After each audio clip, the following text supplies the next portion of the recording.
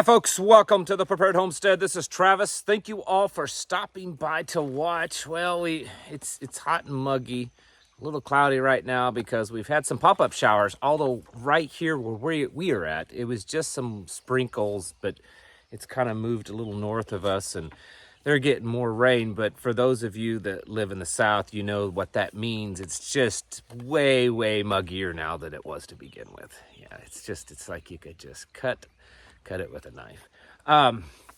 We're gonna shift gears from all the warmongering talk today, and talk about other things that are collapsing. Basically, just the economy in general. Because if you look at the charts, I think that they don't lie. And I'm going to show you some today. I know some of you probably think, "Oh, I've seen all this kind of stuff." I'm going to show you some different ones. These aren't just the, hey, here's how much debt we have, and this is how much our GDP, and this is a little different. But I think that most of these are big indicators of the direction, the path that we're going.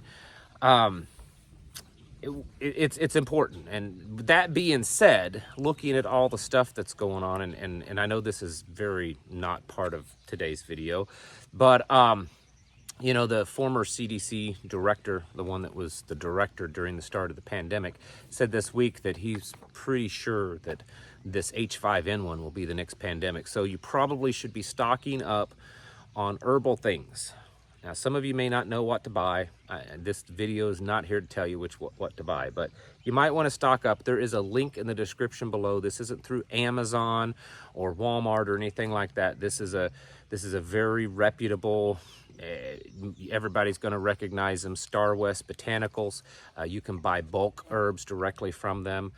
Get it in 2 and 3 pound big bags. And I would suggest, if there are certain things that you need to increase your health from that company. They also have like culinary stuff and minerals and other things, but I would suggest you take a look and maybe start getting some of that kind of stuff. But I also like, because they come in nice Mylar sealed bags, so the shelf life is greatly extended. If you just want to stock up, store some away for a rainy day, they're good for that also. All right, moving on. So like I said, I've got some charts here. I'm a chart guy, okay? I like charts. It's a good visualization of where everything is headed. And I firmly believe, as well as most of you, I would suspect, believe that we are headed in a really bad direction. And for many reasons, not just economy, for many reasons. And number one, you've got the White House, the government in general, Federal Reserve, the mainstream news media, and I know most of you probably don't listen to any of those people, but they're out there constantly saying everything's really good, strong economy. Chairman Powell from the Federal Reserve the other day said, "I just don't understand why people think the economy is so bad right now when all the numbers look really good." Right. Of course that's the case. And what I'm getting to is that, according to all the experts, we are not in any kind of a recession right now. But I would argue that we have been in a recession for years now. Maybe not everything on paperwork checks out, and a lot of that's because the government's, they're fake spending. They're creating money out of nowhere and they're dumping it into things. The stock market looks really good, but it's predominantly because of AI tech stocks. There's certain areas that look good, but a lot of times it's because of a fake inflation of those numbers to make them look good. And I call it Wall Street versus Main Street. Maybe Wall Street, the numbers look great, but on Main Street America, we've been in a recession for years. And so when you hear them talk about the possibility of a recession, you better consider it being much worse. Because if we're in a recession already and we go into a recession, it's probably going to feel much more like a very hard recession, or even possibly a collapsing economy. And the reason for that is because there's also so many other factors going on in our world right now that are going to exacerbate, or are exacerbating, the economy. So it's not just that everything's fine, you know.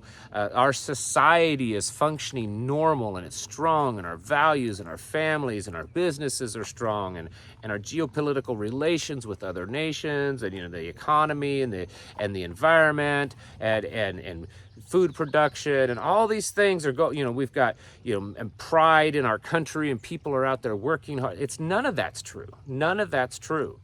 And so if you take a, you know, a hard recession and you turn it into a very hard depression, or even worse, it's because of all these other factors that are in there. So remember that, because some of these charts show recession, and I strongly believe, even though I'm no expert, that it's going to be worse than that. This first one here, I want to show you right around here somewhere. Industrial production is contracting. And if you look at this chart, every time it is contracted, it has been a recession, every time. So the production on an industrial level has gone down. Now, these numbers may start popping back up, but it would, again, because of one thing that's kind of propping up the whole system, and that would be the military industrial complex. I've spoken about that in the last couple of videos, of how there's reports of that just kind of exploding.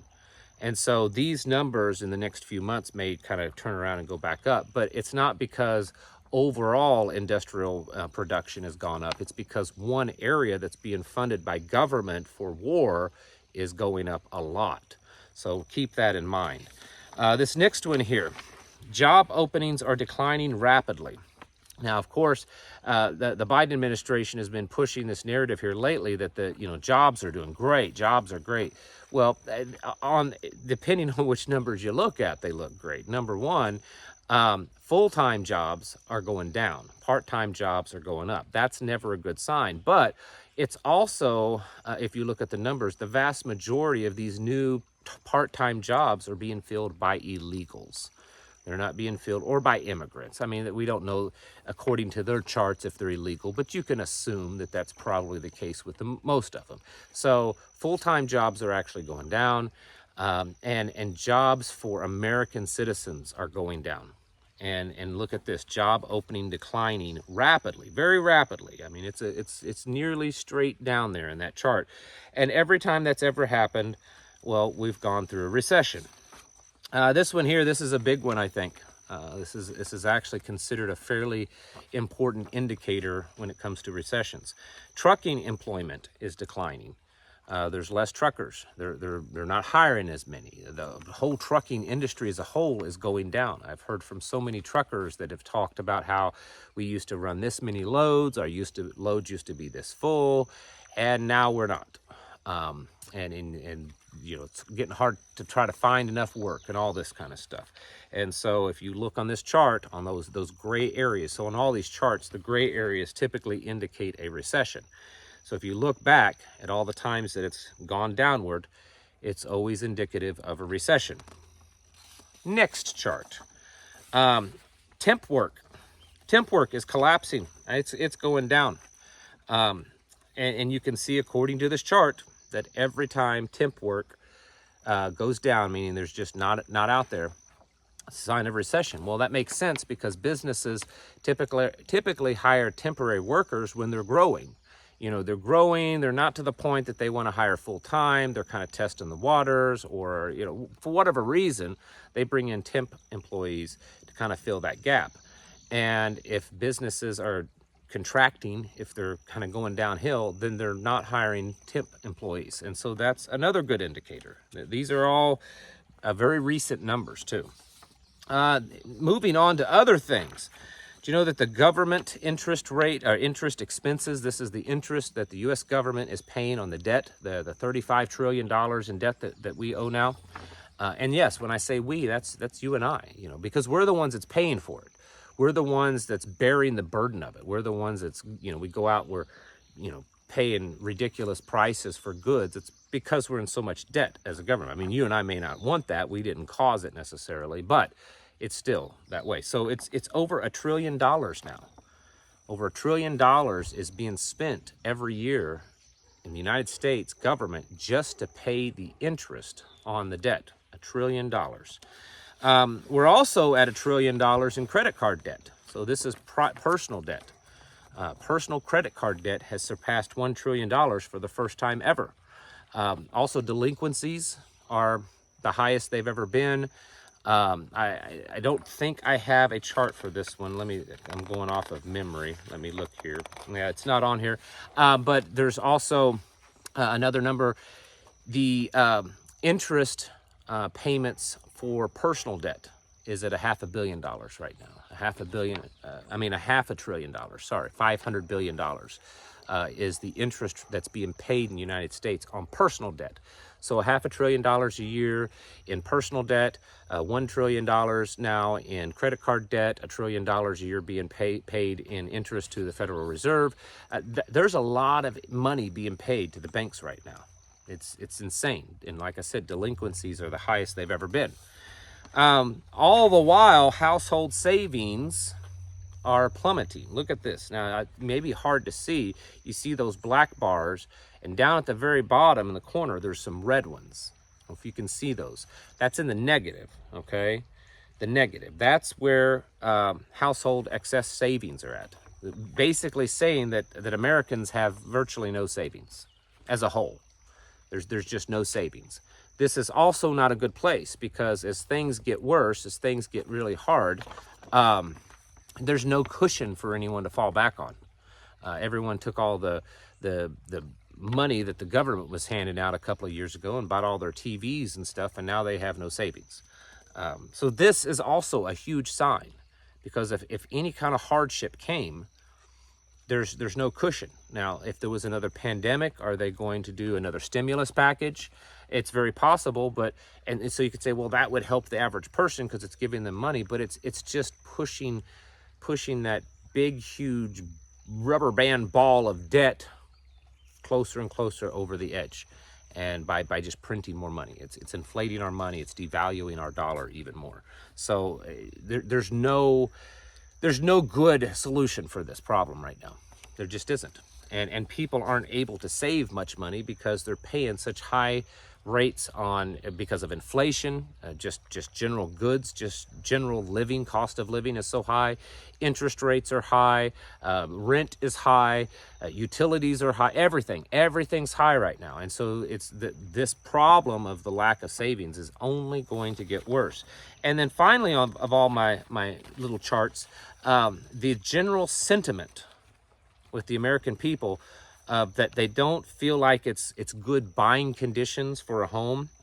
Look at this. This is the worst it's been since 1981-82.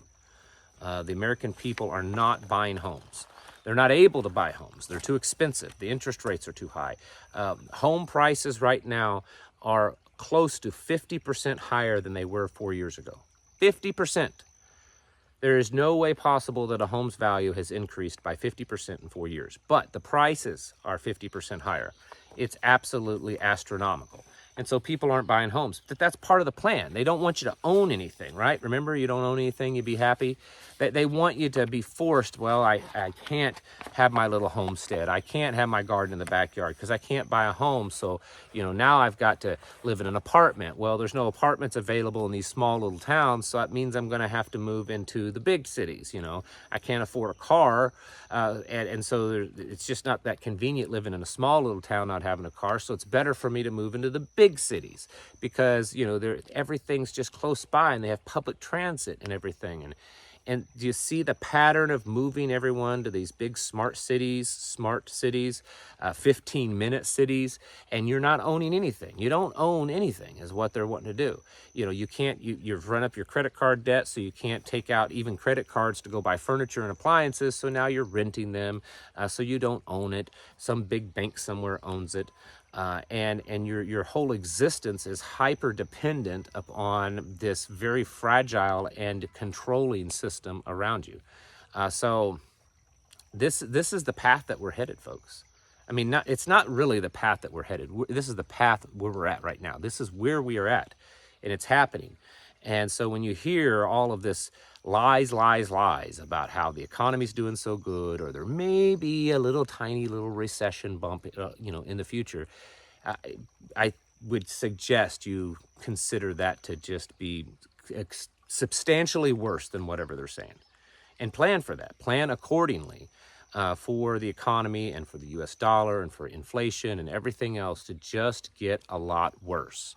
Because it's not a doom and gloom to say that. It's the fact that there is nothing being done right now. There are no policies, there are no actions being put into place right now that actually have the chance of improving the situation. So it's you know, to say things are going to get worse in this area, you can guarantee that they are, because nothing's being done to actually improve things. We're just spending and spending and spending more and more and more.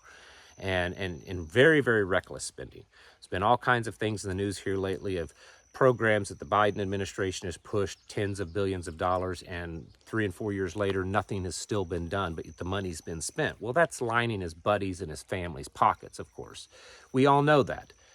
But what we also need to know is that you and I need to get ready for this. We cannot control all of these horrible things that I speak of, but what we can control is our own lives and hopefully our own survivability. So that's why we need to be getting our houses in order, preparing, stocking up, planning, training, building relationships, you know, getting our homes, getting our lives, getting our minds, getting our heart, everything ready for what's happening, because it's only going to get worse from here. Folks, thank you all for watching, and I'll catch you in the next video.